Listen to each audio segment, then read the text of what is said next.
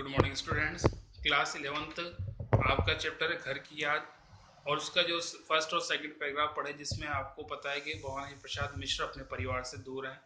अपने परिवार से दूर रहने के बाद किस प्रकार से वो अपने घर वालों के बारे में सोचते हैं, पिताजी के बारे में, भाइयों के और बहनों के बारे में, वो सब कुछ है। उसी क्रम में आज गीता पाठ करके दंड 260 करके खुद मुदगर हिला हिला लेकर मूठ उनको मिला लेकर जब वो नीचे आए होंगे नैन जल में छाए होंगे, हाय पानी गिर रहा है नजर घर में तिर रहा है। चार भाई चार बहनें बुझा भाई प्यार बहनें खेलते या खड़े होंगे नजर उनको पड़े होंगे। पिताजी जिनको बुढ़ापा एक क्षण भी नहीं व्यापा रो पड़े होंगे बराबर पांचवे का नाम लेकर। यहाँ पे जैसा कि प्रसंग आता है कि पांचवा जो भवानी प्रसाद में शब्द छोटा है वो जेल में और देश की स्वतंत्रता और कह सकते हो उसकी आज़ादी के लिए अपनी सेवाएं दे रहा है। तो ये सब कुछ है, तो वहां के परिवार वालों पे उसका क्या प्रतिक्रिया है, उनको ना पाकर कैसे होगा, उसी बारे में कवि कहते हैं। कवि अपने पिता के विषय में कहता है कि आज वो गीता का पाठ करके 260 दंड बैठक लगाकर मुदगर को दोनों हाथों से हिलाकर और अपनी मुठ और उनकी मुठों को मिलाकर जब वे नीचे आए होंगे, अर्थात हम जानते पुरातन वाले पुराने जो लोग होते हैं वो लोग कह सकते हैं व्यायाम और साथ में कसरत करते थे, तो इनके पिताजी भी इसी रूप में होंगे। तो जब वो नीचे आए होंगे तो उनकी आंखों में पानी आ गया होगा। कवि को याद है कवि को याद करके उनकी आंखें नम हो गई होगी। कवि को घर की याद सताती है। घर में चार भाई और चार बहनें जो प्यार और सुरक्षा से बंधे हुए, उन्हें खेलते और खड़े देखकर पिताजी को पांचवी की याद आई होगी, और उनको जिन्हें कभी बुढ़ापा नहीं व्यापा वो कवि का नाम वो भवानी प्रसाद का नाम देकर कह सकते रो पड़े होंगे।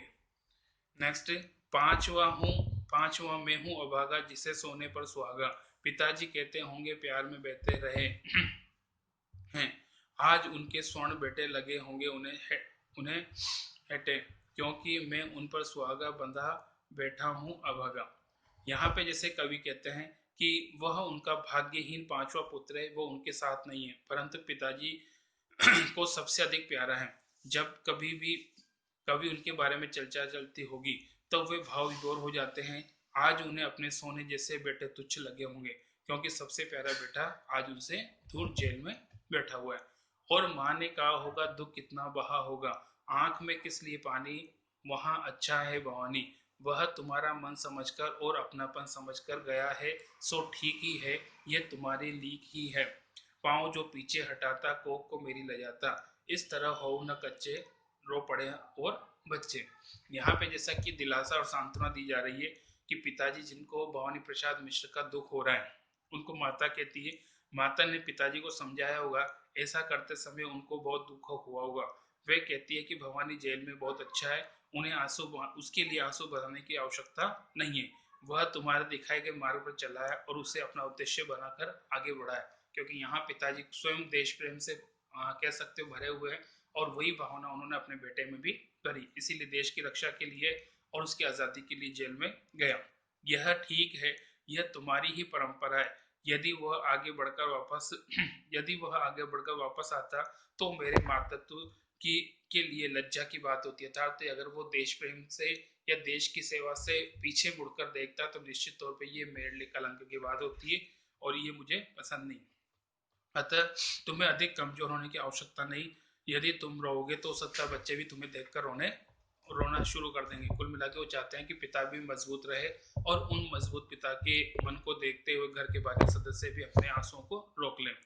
पिताजी ने कहा होगा हाय कितना सा होगा, कहाँ मैं रोता कहाँ हूँ धीर में खोता कहाँ हूँ, हे सजीले हरे सावन है कि मेरे पुण्य सावन तुम बरस लो, वे न बरसे पांचवे को वे न तरसे, मैं मजे से हूँ सही है, मैं घर नहीं हूँ बस यही है, किंतु ये बस सब बड़ा बस है, इसी बस में सब विरस है।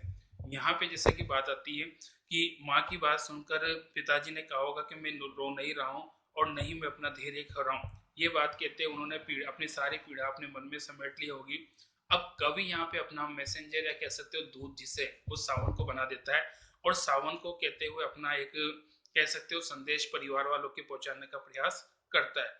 वो सावन को संबोधित करते हुए कहता है कि हे सजीले हरियाले सावन, तुम अत्यंत पवित्र हो, तुम चाहे तो निरंतर बरसते रहो, लेकिन तुम मेरे माता पिता की आंखों से आंसू में न बरसे ऐसा प्रयास करना। वे अपने पांचवें पुत्र की याद में दुखी न हो, वह मजे में है, इसमें कोई संदेह नहीं है। इसमें केवल इतना सा अंतर है कि मैं घर पर नहीं हूँ, वो घर के वियोग में मामूली मान रहा है, परंतु यह कोई साधारण घटना नहीं है। इस वियोग से मेरा जीवन दुख में बन गया और मैं अलगाव का नरक भोग रहा हूँ। यहाँ पे एक तरफ तो वो कहना चाहता है कि मैं यहाँ पे सुखी हूँ, सब कुछ हूँ, लेकिन मन ही मन वो इस चीज को महसूस भी करता है कि जिस प्रेम से परिवार के व्यक्ति एक दूसरे जुड़े हुए, उसी प्रेम से वो यहाँ पर वंचित है। और वो नहीं चाहता कि ऐसा कोई संदेश जाए कि चाहे वो यहाँ पे दुखी है, फिर भी एक अच्छा संदेश पहुंचाना चाहता है, ताकि परिवार वालों के मन में ऐसा विश्वास हो कि वो दूर होने के बावजूद भी खुश है, प्रसन्न है। किंतु उनसे यह न कहना उन्हें देते धीर रहना, यह कहना लिख रहा हूँ, यह कहना पढ़ रहा हूँ, काम करता हूँ कि कहना, नाम करता हूँ कि कहना, चाहते हैं लोग कहना, मत करो कुछ शौक कहना, और कहना मस्त हूँ मैं, काटने में व्यस्त हूँ, वजन 70 शेर मेरा और भोजन ढेर से ढेर मेरा, कूदता हूँ खेलता हूँ दुख डटकर ढेलता हूँ, और कहना मस्त हूँ मैं, यो न कहना अस्तु में। कवि सावन से कहता है कि तुम मेरे माता पिता को मेरे कष्ट के बारे में न बताना, तुम उन्हें धैर्य देना और ये कहना कि जेल में मैं पढ़ रहा हूँ, साहित्य लिख रहा हूँ और ये सब काम करता हूँ, मेरा परिवार देश का नाम रोशन कर रहा हूँ, उसे अपने अनेक लोग चाहते हैं, उसे शौक करने की बात मत करना। उन्हें यह मत बताना कि मैं यहाँ पर दुखी हूँ, ये कहना कि मैं यहाँ सुखी हूँ और सूद काटने में व्यस्त हूँ, मेरा वजन 70 शेर हो गया है और मैं ढेर सारा भोजन करता हूँ, खेलता हूँ कूदता हूँ और दुख को अपने नजदीक आने नहीं देता, मैं यहाँ अत्यंत मस्त हूँ। उन्हें ये कभी न कहना कि मैं यहाँ डूबते सूरज की तरह निस्तेज हो गया, अर्थात मेरा मन बिल्कुल दुखी है, ऐसा उनको कोई संदेश मत देना। उन्हें सिर्फ ये संदेश देना कि यहाँ पे मैं बहुत अधिक खुश हूँ, प्रसन्न हूँ और सुखी हूँ। बाकी नेक्स्ट